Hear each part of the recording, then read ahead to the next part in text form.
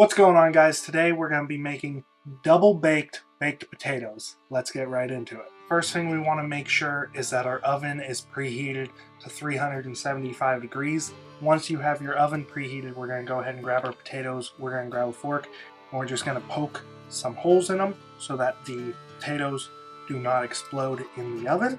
You don't need too many holes, really, just 3 or 4 per side works just fine.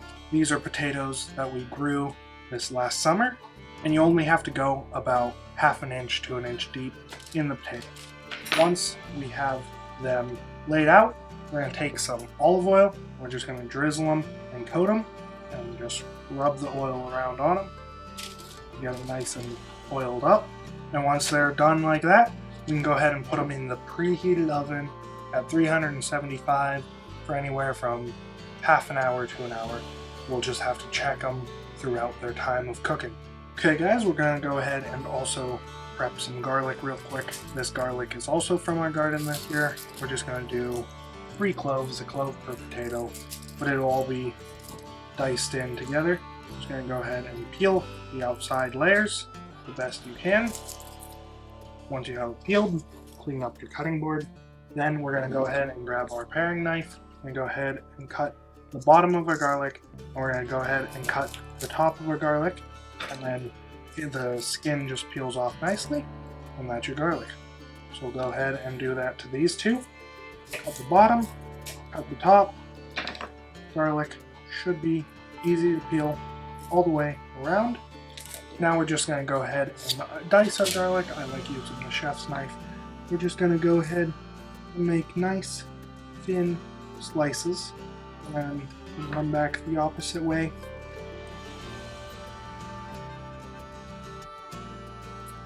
And you can also back and forth motion. Anyway, we want a nice light dice on all of our garlic. Now that our garlic's thinly diced, we're just going to go ahead and put it all into a bowl here. And that will be set aside for when the potatoes are done. As we're prepping everything, we're just going to go ahead and put out some cheddar cheese in a bowl. I am not measuring it, it's just going to be mixed in, so probably about a cup, maybe a little under a cup. And that's for our cheese. You can't have a baked potato without bacon, so we're going to go ahead and dice it up here, and we're going to go ahead and cook this bacon in a cast iron pan while it is in the oven. So we're just going to go ahead and slice these pieces thin. We're doing this on parchment paper just so that we keep our cutting board clean. We only did a couple pieces of bacon, but that will be plenty by the time it crisps up. And we'll mix it in with the cheese and potato guts and all that, and it'll be delicious. So once your pan is heated up, we're going to just go ahead and throw our bacon in. And as it cooks, it'll go ahead and separate from itself.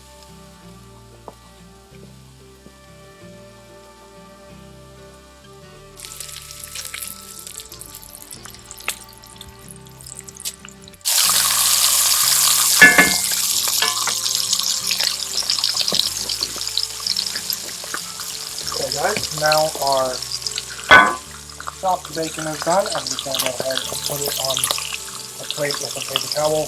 That way it pops up a little bit of that grease. Okay guys, that's all of our bacon done, and that's all of our prep done. So now we just wait until our potatoes are done. They say they have 12 more minutes. We'll check them after that, and I'll bring you all back when they're ready to be pulled out of the oven.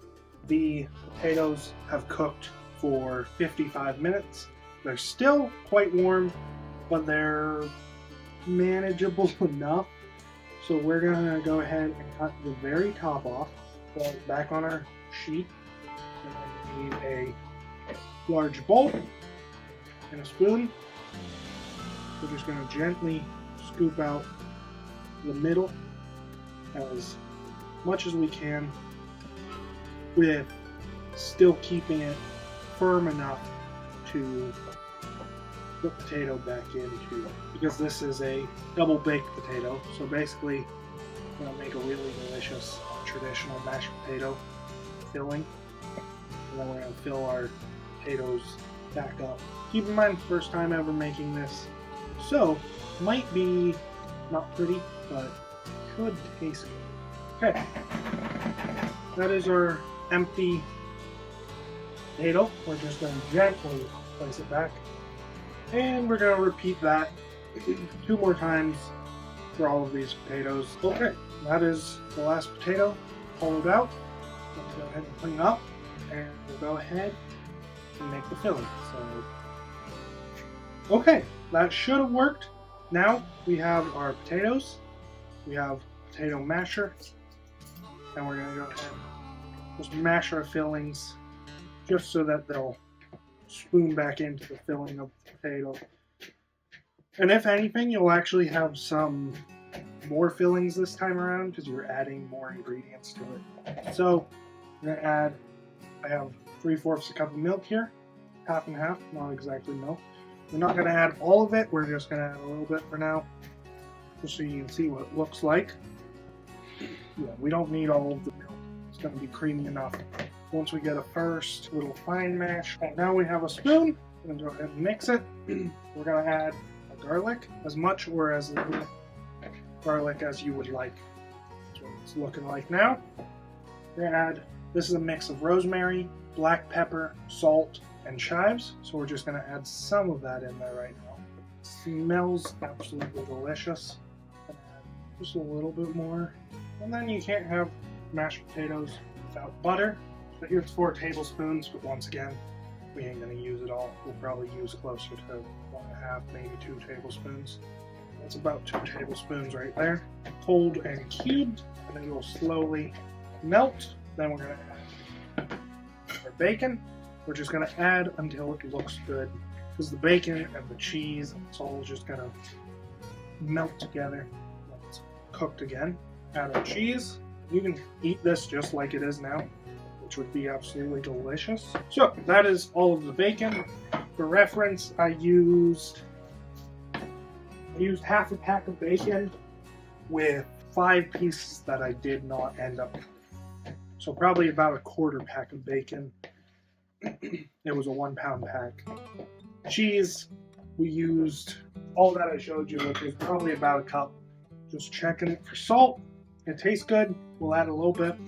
You always want to make sure that your potatoes are salted enough. And that's our potatoes filling, ready to be stuffed. The only other thing we have to add is a little bit of sour cream, which will give it the baked potato feel and taste. But we're also going to add some of that on top. We'll also just make it a little bit more creamy and wet of a filling. Now, before we go ahead and start filling our potatoes, we're going to preheat our oven to 350. It should still be hot.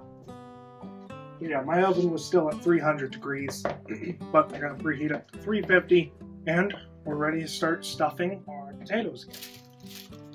So we're going to go ahead and grab our spoon again, and just stuff them. You can overflow it a little bit. You can go even. Once you got them like that, take a slight little handful of cheese, coat the top of them so that they melt and get nice and gooey and delicious. And those are ready to go back into the oven until the cheese is melted and gooey. We still have quite a bit of center, but we're just going to set that to the side and we'll eat it later. Let's go ahead and put these back in the oven once they're preheated. Okay guys, there you go. That's it. The double baked potatoes, which look absolutely delicious. Thanks for watching. Don't forget to leave a like, comment, subscribe. And until next time, God bless.